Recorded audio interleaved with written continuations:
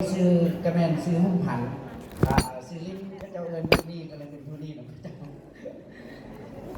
ได้กลับมาโรงพยาบาลครั้งนี้ก็คือว่าได้กลับมาบ้านเกิดเนาะข้าพเจ้ากระแมนมาตอนยังน้อยก็เป็นเหียนยุงเหียนหุ่งเบืองกับหมู่นี่เนาะตอนสมัยที่ข้าพเจ้าเหียนกับหมู่ว่า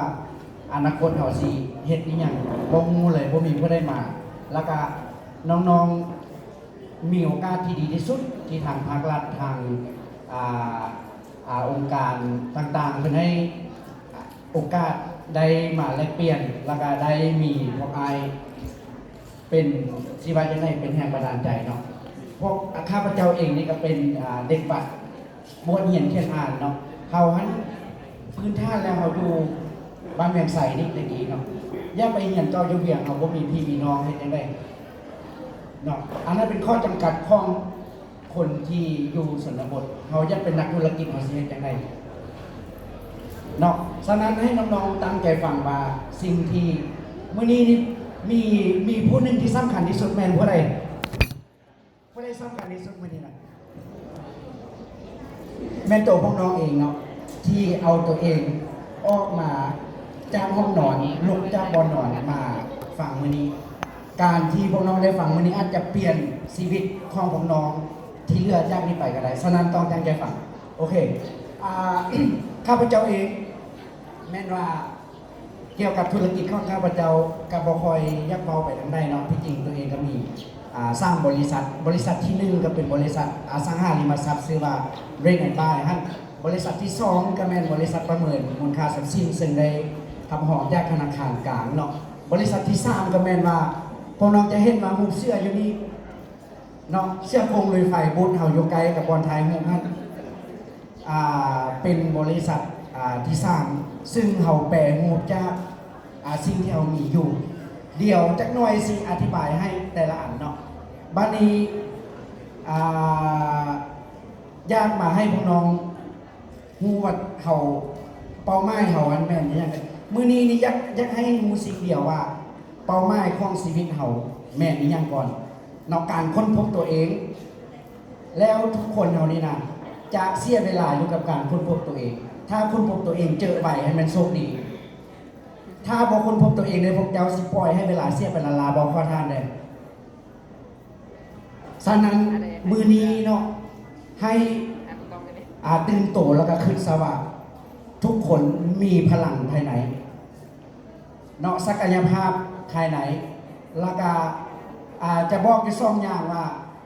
เขาจะเฮ็ดธุรกิจนี่นะเขาจะเริ่มจากตัวได้ก่อนเขาเบิ่งภายในใจของเขาเองว่าเขามีพรสวรรค์ด้านใดมักหรือบ่มักถ้ามักก็แม่นดีถ้าบ่มักโอกาสที่เขาลงมือเฮ็ดแท้ๆนะแม่นโอกาสที่คนกำลังค้นพบตัวเองและบ่ฮู้ว่าผมต้องการในชีวิตเนาะแล้ววันนี้คือข้าพเจ้ามีสินค้าผลิตภัณฑ์ตัวนึงขึ้นมาที่ชื่อว่าเสื้อโครงลอยไฟข้าพเจ้าแต่งกลิ่นกับโบเป็นอันนี้เสื้อโครงลอยไฟนี่เป็นผลิตภัณฑ์ต่อยอดจากนั่งเข็มนั่งหยำเนาะลงมาบางนี่ตะกี้แม่ข้าพเจ้าก็ไปเฮียนนั่นเฮ็ดนั่งหยำนั่งเข็มยำมโนเนี่ยนะอยู่ล่างบัดมโนนี่เนาะแล้วเขาก็สามารถบรรจุภัณฑ์ใส่ถุงได้อันนี้แม่นเขาตั้งเป้าหมายว่าในแม่ข้าพเจ้านี่เนาะเพิ่นสิว่าจะได้ครอบครัวกับปะกันพ่อกับแม่เฮากันต้นขึ้นชีวิตสิว่าจะได้มีข้อจำกัดหลายเฮาเป็นไอ้จั่วน้อยแล้วไปเรียนต่ออยู่เวียงราคาสู้สนอยู่บนหลังจากเรียนจบอุดมทรงก็ได้ถึงไปเรียนต่อมหาลัยแห่งศาสตร์จบมหาลัยแห่งศาสตร์ก็เริ่มเฮ็ดเวียกแต่ว่าตัวเองยังเฮ็ดเวียกทำอีกเฮาก็ได้เฮ็ดเวียกอยู่กับธนาคารโลกเนาะเป็นองค์กรที่มั่นคงที่สุดแต่ว่าก็ยังบ่พอใจย้อนว่ามันมีเฮายังอยากเป็นนักธุรกิจให้พวกน้องคิดอย่างหนึ่งว่าเดี๋ยวนี้ประเทศเฮานี่นะประชากร7 ล้านคนอย่าซื้อมา7 ล้านคนวันนี้ประชากรทางธุรกิจเฮามีเท่าไหร่เพิ่นน้องเมื่อกี้นี่จะประมาณ 2% แล้วให้พวกน้องคิดเบิ่งว่าเขาสิขับเคลื่อนประเทศนี่นะยุคนี้เป็นยุคเศรษฐกิจแล้วนักธุรกิจมีแต่ 2% แล้วพวกเขาสิขับเคลื่อนประเทศนี้ได้จังได๋ฉะนั้นเป็นโอกาสที่ดีที่สุดเนาะมื้อนี้แม่นว่าให้พวกน้องตั้งเป้าหมายว่าเขาอยากเฮ็ดหยังในชีวิตนี้ยกตัวอย่างคือพวกอยู่เวียงมาโรงพยาบาลนี่เป้าหมายก็คือว่าเขาขับรถมาโรงพยาบาล อันนั้นคือเป้าหมายเขาแล้วถ้าเขามีเป้าหมายแล้วเขาก็ยังบ่ได้ใส่ใจในเป้าหมายเขาขี่รถม้าไปแวะหั่นแวะนี่ล่ะมื้อนี้อายจะบ่มีเวลา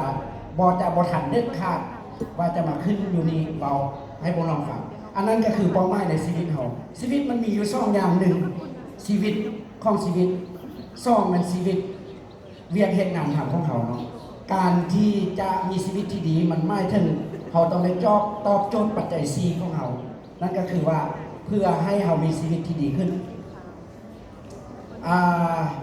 และวันนี้เขาเป้าหมายทำนิดก็แม่นว่าการค้นพบตัวเองมีช่องย่างเราการให้ธุรกิจเขาจะมีข้อจำกัดขนาดเลยเพราะว่าเขาเป็นคนบ้านนอกก็ขนาดถ้าพ่อแม่มีทรัพย์สินให้แมนโชคดีถ้าพ่อมีแล้วแมนสวยแต่ว่าอันนั้นก็คือว่าโอกาสที่เขาจะต้องได้พัฒนาตัวเองเวลานั้นถ้าพวกเขามีข้อจำกัดแล้วเขาสามารถเอาชนะมันได้แล้วเขาจะนี่ไงราคาเข้มแข็งกว่าคนที่มีสภาพแวดล้อมและอำนวยการค้นพบตัวเองเนาะมันมีอยู่สองอย่างการให้ธุรกิจหนึ่งแม่นภายในเขาเองมาเบิ่งว่าเขามีศักยภาพด้านใดเนาะสองบัดนี้น่ะปัจจัยภายนอกก็คือว่าเอาทรัพย์สินพ่อแม่มีสมมติยกตัวอย่างพ่อแม่มียกตัวอย่างของข้าพเจ้านี่แม่ไปอยู่หนังเนาะเพิ่นแต่งอาหารเป็นเขาก็เลยว่าเอาเส้นเขาตอนยอจักนั่งอันหย่ำนั่งเข็มธรรมดาเนี่ยนะมาใส่สองเดี๋ยวนี้นั่งยำนี่นะมีสำเร็จรูปให้กินได้ให้ทดลองได้เนาะแล้วจะให้มันส่งออกเป็นสินค้าของเราได้เนาะแล้วพวกน้องคิดเบิ่งว่าถ้าพวกน้องเป็นนักเรียนนี่เราสิเข้า5แรงขึ้นได้เลยบ่เป็นแบบอะไรฉะนั้นพวกน้องต้องได้ในช่วงเอาเรียนนี่นะเขาสามารถเฮ็ดเวียกเสริมเฮ็ดธุรกิจเสริมก็ได้เนาะแปลฮู้เพราะว่าบ้านเฮานี่นะเป็นประเทศที่อุดมสมบูรณ์เรื่องกสิกรรมพืชผลผลิตกสิกรรมในมีรายที่สุดคาดอย่างเดียวก็คือว่าคนที่จะมาต่อยอดเฮ็ดแพ็กเกจจิ้งงามๆเนาะเดี๋ยวนี้ทางภาครัฐเพิ่นก็ถ้าเปรียบก็คือว่าเป็นพ่อแม่ของพวกเขานี่แหละเดี๋ยวนี้เนี่ยเพิ่นก็เป็นห่วงเป็นใยนำลูกนำเต้า